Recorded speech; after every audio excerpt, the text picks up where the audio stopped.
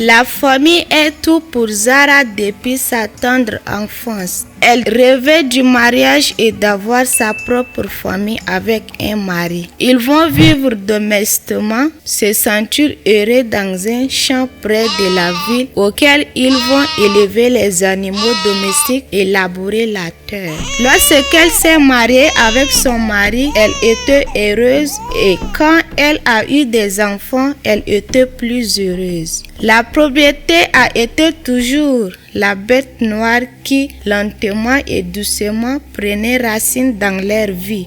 De temps en temps, les enfants ont besoin de manger, de se faire soigner et ceci devenait leur fardeau au quotidien. Son mari jouait Boko Haram. Il devient l'un de leurs membres. Il a signifié clairement à Zara qu'ils n'ont pas le choix que de se joindre à Boko Haram. Au cas contraire, ils vivront une vie de désespoir, de manquement financier, de maisons et pire, il se pourrait qu'ils vont être tués.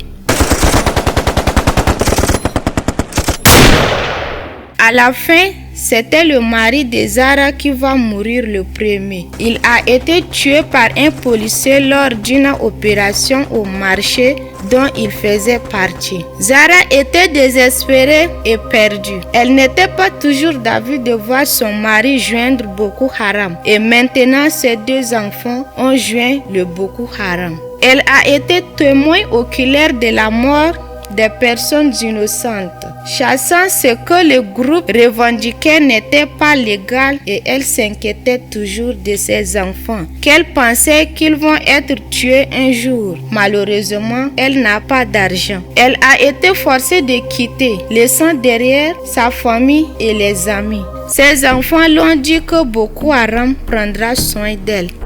Elle est forcée de travailler comme une domestique chez un des anciens. Sans être payée, elle couchait au sol. Elle acceptait d'être violée afin d'éviter la torture. Zara tombait enceinte.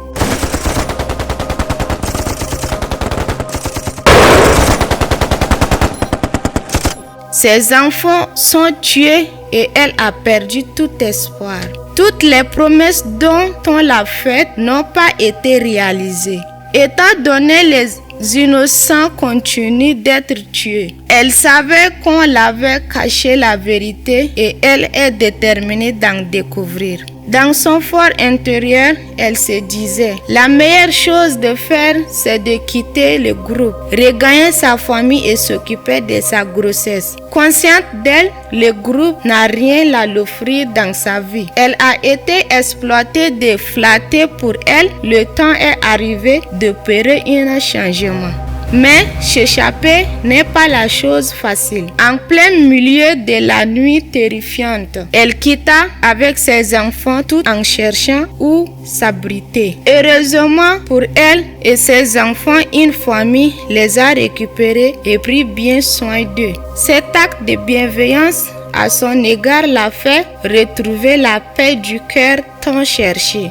Je suis son amie et voici mon histoire. Je peux constater voir en elle une femme entreprenante qui s'active à élever ses enfants. La naissance de son nouveau-né l'amène à se remettre dans sa vie. Les choses vont bon train. Elle est déterminée d'en parler qu'aux autres mères de la vérité, de ne pas tomber dans leur piège parce qu'elle a été victime. Ils n'ont pas de sentiment pour la vie humaine. Ta vie n'a pas de valeur à leurs yeux.